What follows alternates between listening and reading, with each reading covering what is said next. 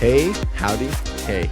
We are back with another episode on the Train Well podcast, where we inspire you to move more, to get stronger, and have fun. I am here with my favorite co-host, legend Darian. Darian, how are you today? I'm good. Now, in case our listener thought that we had some weird audio issues there, that was just Joey talking really slow and then really fast for some reason. You got to change the tone, the tempo, and your speed of your speech, I'm realizing. That keeps the listener engaged, doesn't Okay. it? Like Tony Robbins? You know what? It's not about content, it's just about the cadence of your speech. Today, we are talking about some groundbreaking stuff. There is an organization out there known as ACSM. ACSM is an acronym. Since Darian doesn't know what it is, I'll explain it here. It is the American College of Sports Medicine. They're very top tier, especially in clinical settings and exercise prescription and whatnot.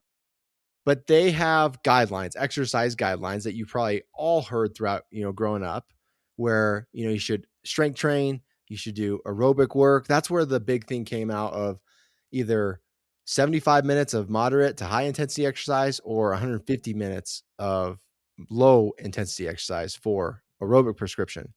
But here's the big news. Darren, you want to crack the code? So, yeah, it's exciting because for the first time in 17 years, ACSM has released new strength training guidelines. So, just in 2026, we have brand new strength training guidelines. And I couldn't be more excited about these guidelines because they're so practical and realistic. And I think they're just so achievable. There's so much great stuff here. So, we're going to actually go through these guidelines, kind of summarize them for everyone, and just break down what this could look like for you, to how this could look to for you to incorporate this into your fitness routine. Okay, so let's go through this list. We got it's a lot of information, but we broke it down into 9-ish or so bullet points so you don't get overwhelmed. So, Darian, kick us off with point number 1. Yeah. So, this first point, again, like I said, super practical and achievable.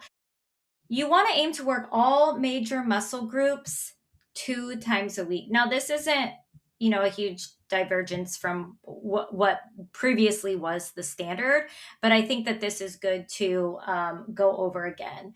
So we're looking for a floor. So minimally, we want to try to work all of our major muscle groups um, 2 times a week. So we're going to go in to do strength training, and we're thinking about working our quads, our back, our biceps, triceps, hamstrings, glutes, core 2 times a week.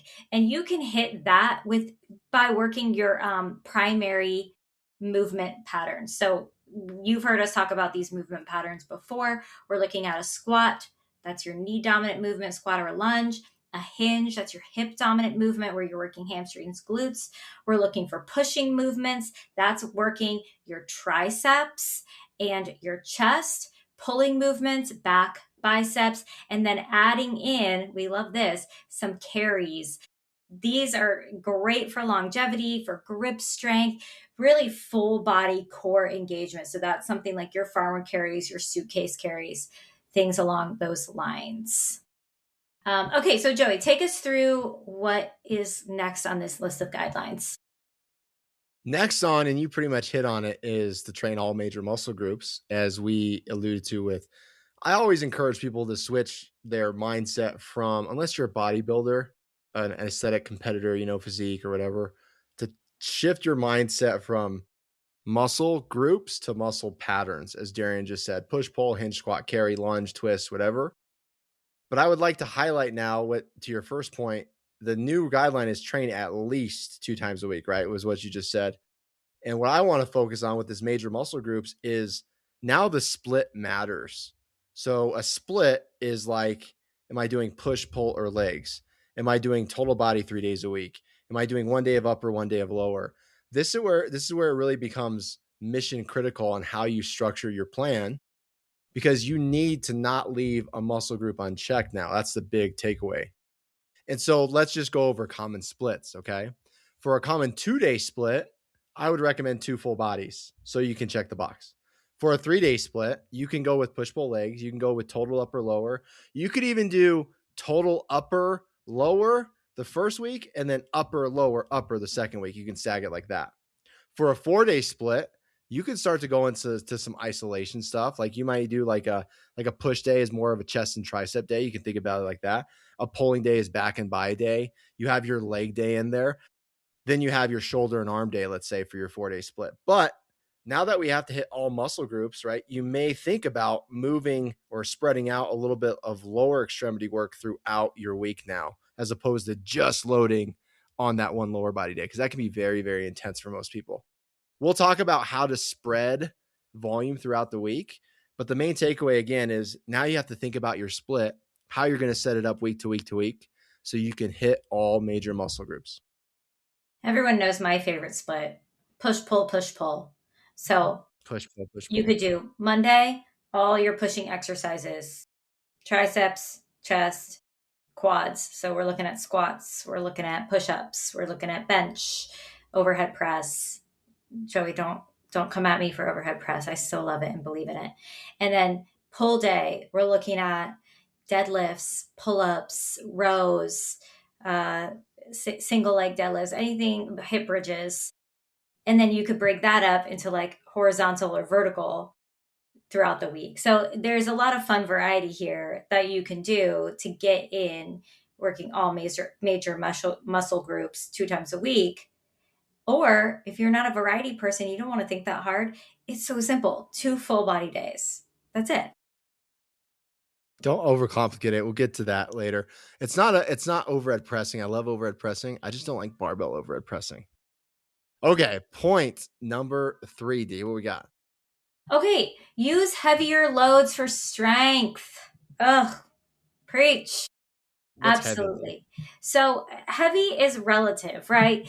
You're going to have to build up to it. We talked about this before. If you're a beginner, if you're just starting with your resistance training, heavy to you is going to be different to heavy for someone who's been strength training for years. So you want to think about this, or you could think about this as reps in reserve, which we've talked about before, which means at the end of your set, you really only want to feel like you could maybe do 1 or 2 more reps, and you've gone heavy if that is the case. If you could do 3, 4, 5, whatever, 8 more reps, you have not gone heavy enough.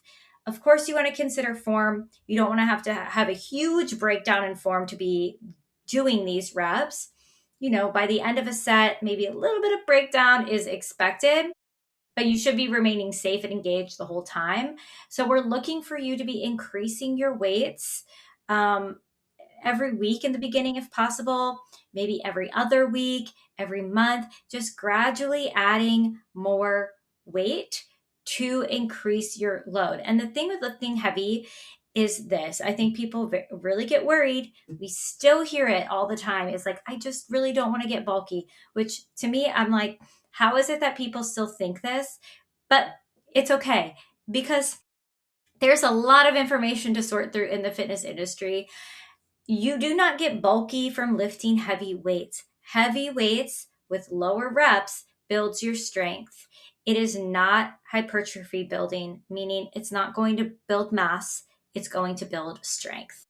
You hear that all? I think we could hammer it home with it's okay to lift heavy. It's okay to push. It's okay to get uncomfortable. It is. You want to feel, here's the thing is, fitness is an effort. I actually just talked to someone about this at the gym today. They were saying, I feel like I could go up in weights, but just so hard. I'm like, yeah, it's supposed to feel really hard. It's supposed to feel hard. Okay, give us our next summary point, Joey. Next point is you need to make sure you're doing enough volume throughout the week. And I'm going to touch on what volume is, and I'm going to touch out how they came. There was this massive it was a meta-analysis of all these studies, right? And I don't remember the full literature, but volume is basically the total amount of work you do. So sets is an indicator of volume. And the number I want everyone to walk away with is 10. What's the magic number, D? 10. That's a great benchmark. Okay. And how they got this 10 total sets per muscle group per week is from this meta-analysis where they compared, okay, what does 5 sets do? What does 10 sets do? What do people who do 20 sets per muscle group do? I think they did 30 or maybe it was 15. But basically what they found out is for the average person like you and I, Darian, who are looking to build strength and live a life of longevity, I should say, and be healthy, to have muscle, 10 was the number. So what this means is this is not warm-up sets. This is not your, like if we do a set of 4 sets of 5, let's say, or 5 sets of 5, we encourage, you do at least 2 to 3 hard sets where you're working in that heavier load that Darian just talked about, 1 to 3 reps in reserve or so. That's called a work set. So you need 10 total work sets per muscle group per week. Now, for muscle groups that are lagging behind that you want to bring up, they may need more. For muscle groups that are already defined where you're really good at, they may need a little bit less. But let me give you an example. If you're doing 2 days a week, let's just worry about the squatting pattern. Okay. So we're lifting on Tuesday and Thursday. Well, Tuesday needs to have 5 good work sets of some sort of knee dominant movement, like a back squat or a lunge or a step up or a goblet squat. Let's just say goblet squat. And then Thursday has to have an additional 5 sets that are hard. It could be it could be a leg press. It could be a Bulgarian split squat. Whatever it wants, it's still the quads, right? If we're looking at just quads. So that's the big takeaway. You no longer have to obsess over 3 sets of 10 for everything. 10 sets, work sets per muscle group per week as your benchmark. Yeah, that really kind of almost simplifies things in a sense and allows you to have more creativity within your workouts because you don't have to stick to this like rigid, what used to be thought of as like the standard. We're moving away from that. There's a lot more option for something to do.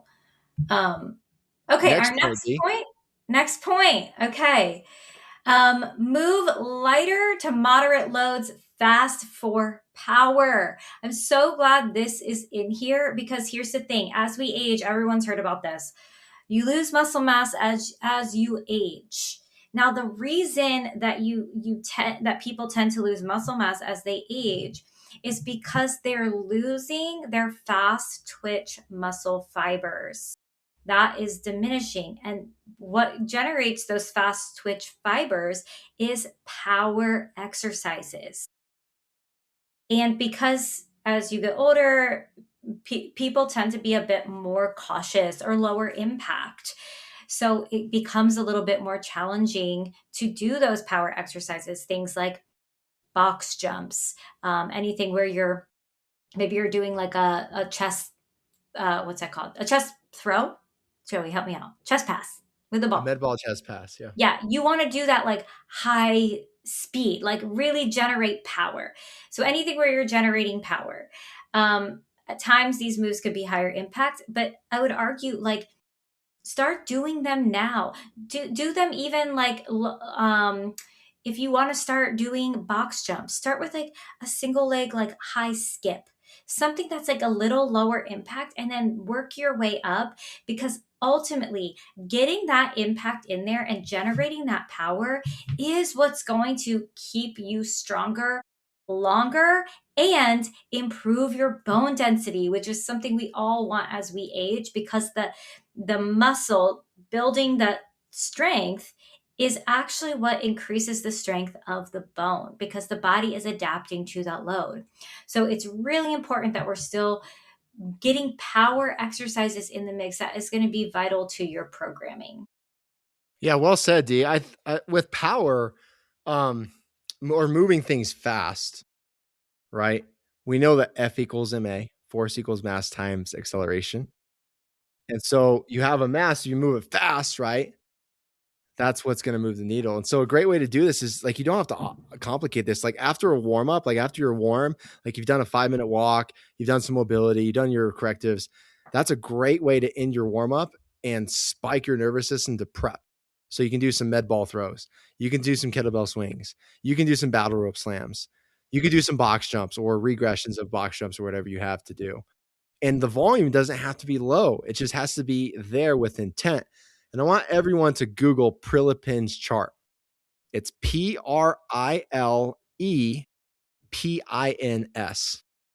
Prilipin's chart. He was a Soviet power lifter who came up with this chart. And on this chart, you will see reps per set, total optimal reps, and the range of reps. Well, if you look at power training, it's generally with lighter loads, so like 55 to 80%, right? Well, he recommends 3 to 6 reps per set. So you shouldn't be doing like box jumps for 15 reps. You should just be really focusing on quality and speed for lower reps, like 3, 4, 5 is totally fine, and lower volume. Lower volume is totally fine. So check out Prilipin's chart on your optimization for power training. What do you think of this, Joey? This is a rep scheme I used to use often. It was a 12, 9, 6, 3, 12 rep scheme where you start light with 12. That moves fast. Then you build for a set of 9. So we're looking at moderate, build for a set of 6, and then a 1 really heavy set at 3. Drop the weight back down to your starting weight for another fast set of 12. I used to love that rep scheme. Maybe I should start doing it again. I'm curious what your thoughts are. I think that's a ladder scheme, right? Where you're just going down the ladder. I love ladders, especially for if you got some mileage on your joints. Like that 12 is your warm-up set, but you can move it faster. And there's low rate of injury with a lighter load. Then you're doing your 9, your 6, your 3. And that whole set of just those 4 sets without your 12 last set, you're covering your endurance, muscular endurance, and hypertrophy. You're covering your strength. You're even getting a little bit of power in there because, again, F equals MA, right? And so you're increasing muscle recruitments. You're getting more capillary density. You're getting more metabolic stress, especially with that 12 plus load. So you're checking all the boxes from strength and hypertrophy and power in that big set. Yeah, that's why I love it, I think, because you get everything just in that one move with that one movement. And I would do that for everything. Like all my main lifts, I would use that rep scheme. I don't like that for barbell deadlifts, but that's another topic. I don't think anyone should do it for barbell deadlift. I don't think anybody should barbell deadlift over 8 reps. And the reason being is it's such a technical lift that you cannot tell me that at reps 9, 10, 11, 12, your form is going to break down a little bit. Romanian deadlifts have at it for sure, but barbell deadlifts, just too iffy for me. No, the lightweight for someone as experienced as moi. Yeah, definitely. Even someone experienced. And if you don't believe me, talk to the most elitist of powerlifters and strongmen who deadlift for a living. I listen to them. I think 12 feels good in my body at the right weight. Next I listen point. to my body. Oh man, that gives me to a Miss Rachel song. I listen to my body, yes I do. I listen to my body when it sends a clue. Okay, next point, and I love this one. You do not need fancy programming. I'll say it again. You do not need fancy programming. So the old mentality was like in 2009, I remember that's when I was a freshman in college and we studied the ACSM protocol. I remember in our exercise wellness class. That was the last time it was updated. Right. And that I remember taking my test that time and it was a new binder, it was a new spiral binder, but they really put a hard emphasis on exact rep zones matter a ton. That periodization is like everything and it's important. But the big takeaway is that they said is that more structure equals better. But now they're realizing that most methods do work if you load appropriately. So I'll say it again, most methods work if you do it appropriately. So again, as long as you're implementing squat patterns, pushing patterns, pulling, of course, vertical, horizontal, all the ways, it's still going to work. I used to have this joke I used to tell clients and members that everything works in the fitness industry as long as it's done consistently. But if you can walk away again with just checking the boxes, you're getting your movement patterns in, you're recovering well, you're selecting the appropriate loads, that takes 90% of the work out of the equation. Don't complicate it. You don't need to be fancy. That's literally exactly what they're saying in these new recommendations is everything works if you do it consistently. They're really emphasizing in these guidelines that consistency matters more than anything else, is showing up and the doing resistance training. They literally say, you guys will recognize this because this is what we say is like the best workout is the one you can actually do. If it's too much, if it's too complicated, if you're dreading it, if it's no fun, you're not going to do it. And so reduce the complexity, keep it simple, keep it fun, find ways to hit all your muscle groups in a way that is like engaging and meaningful for you, and you will get a benefit from that. You got to just show up and you will get a benefit from that. And don't be married to an exercise. I think that's the last point I want to write here. Like, if you know that your best friend loves to overhead squat, like they very complicated move. They love overhead squat. It feels so good and they crush it and they look cool doing it. But your body says no because the elbow surgery you had or your knees, your low back, or whatever you do for a living, you do not have to do an overhead squat. You do not have to be married to an exercise. Do the exercise that feels best for you, whether it's on machines, whether it's free weights, whatever it is, because that's going to be repeatable and doable long term. Those are my 2 rules: repeatable and doable. Mm-hmm. Yeah. I feel like these other points we had, we kind of already covered. So let's just kind of review them quickly. And I think this goes along with what we're saying is like, we don't need to overcomplicate things. You don't need to train to failure every time. You just need to make it hard. It should be challenging, but doable. You definitely don't need to train to failure. And lastly, when you're starting out, you don't even need to go to the gym.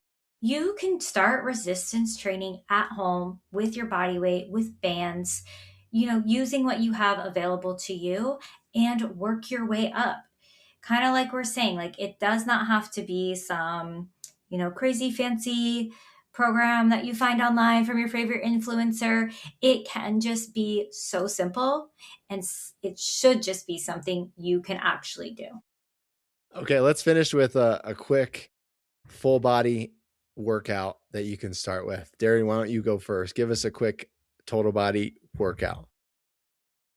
Okay, full body workout that I think would be fun to do. So the way I'm thinking about this right at the top of my head is, for me personally, I'm definitely going to hit one barbell lift at least. So maybe we do a deadlift and we do that as like our heavy main lift. I've been really into supersetting recently too for efficiency, but I don't always do that. So What's a superset? superset, we're combining 2 movements together, typically like working opposite muscle groups. So let's say I was going to do a pull set. I might do a deadlift with a pull up. That's actually what I did today. So something like that. Let's say we do that. We're going to do a heavy deadlift. And in between our heavy deadlift sets, we're going to do some pull ups. And then you're going to rest after the full set. Then I want to hit a single leg that's a little bit more quad dominant. So I'm probably going to go to Bulgarian split squat. I've been liking doing those with dumbbell in one hand. The opposite hand is the leg that's forward. And I'm going to be a little more upright because I want to focus on my quads the most. And I might superset that with a push up because keep it simple. We can easily throw a push up in there. So that's our push set. And then to get in some like core and carries, we could, I actually really enjoy some sort of like offset or suitcase carry. So like an offset carry or suitcase carry and maybe some bear crawls, which is like great for full body. So I just made that up on the spot, but what do you think of that workout? I like how your eyeballs lit up when you're going over that workout. I could tell. I could tell you're a trainer because you get excited when you start prescribing something. She's a nerd, folks. A superset ideally is 2 non-competing exercises back to back, so like an upper lower. And a compound set is 2 main exercises, so like a push up and a bench press. Bench press and push up, that's a hard set. Ooh, For here's some me, tips. like if you do a dumbbell bench into feet elevated push-ups into like a push-up hold, that's like French, almost like French contrast training, but not really. Anyways, my Don't workout. complicate it, Joey. Yeah, I know. See, there we go. My workout, you get in the gym, you get 5 minutes on the bike, You pick 3 of your favorite stretching moves, down dog, cat cows, and let's go with book openers. And I'm just going to do 2 supersets as well. I'm going to do an upper lower superset. We're going to do a Romanian deadlift, and we're going to pair that with a dumbbell bench press because we're right by the benches and the dumbbells. Then we're going to go into our second superset where we're going to do a pulling pattern, a dumbbell 1-arm row, and we're going to do some lunges or some Bulgarian split squats or some step ups. And then we're going to finish with some kettlebell swings to get our power in there. And let's finish with some planks, side planks, and some hollow body holds. I love it. That was great. So if you're looking to incorporate strength training, you can, of course, sign up for TrainWell. You can try it out for 14 days completely free, get matched with your very own personal trainer. And look, even if you're not ready to sign up for TrainWell right now, you can start this on your own wherever you are. But if you need a little extra help, if you want someone to take out the decision-making process for you, program the structured workout, hold you accountable to getting in your minimum of 2 strength days a week, TrainWell is the place for you. We deeply care about creating programs that are sustainable, and we truly also believe that the best workout is the one you can actually do. Share the show with your friends, your loved ones, everybody you know. Give us a 5-star rating even if you don't like us. We will talk to you all next time.